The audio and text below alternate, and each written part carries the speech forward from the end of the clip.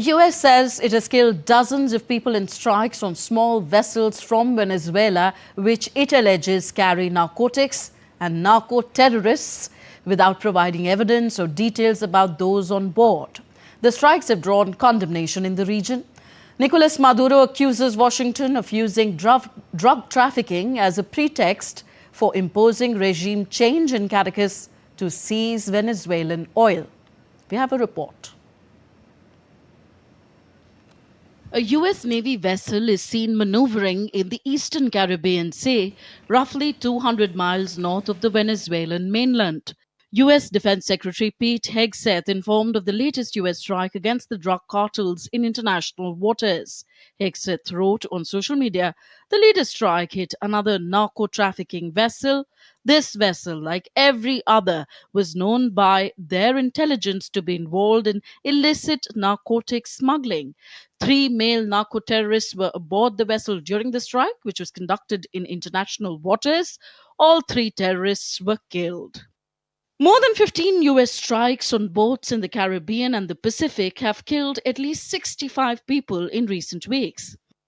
Venezuelan leader Nicolas Maduro accused Washington of using drug trafficking as a pretext for imposing regime change in Caracas to seize Venezuelan oil. Maduro insists there is no drug cultivation in Venezuela.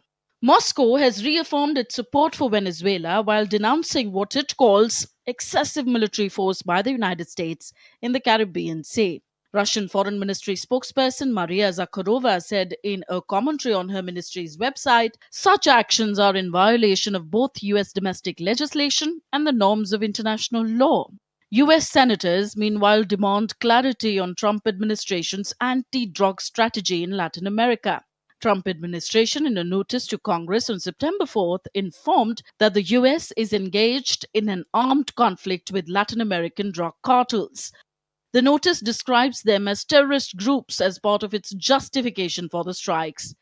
U.S. Congress says Trump's attacks in the Caribbean Sea against suspected Venezuelan drug smuggling boats fall under the bounds of the War Powers Resolution.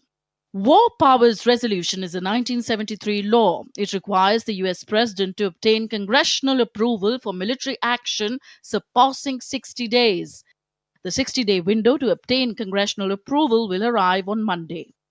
On October 24th, Trump dramatically escalated the U.S. military buildup in the Caribbean by deploying the Gerald Ford aircraft carrier group to Latin America, a show of force that far exceeds any past counter-narcotics drive and represents Washington's most muscular move yet in the region.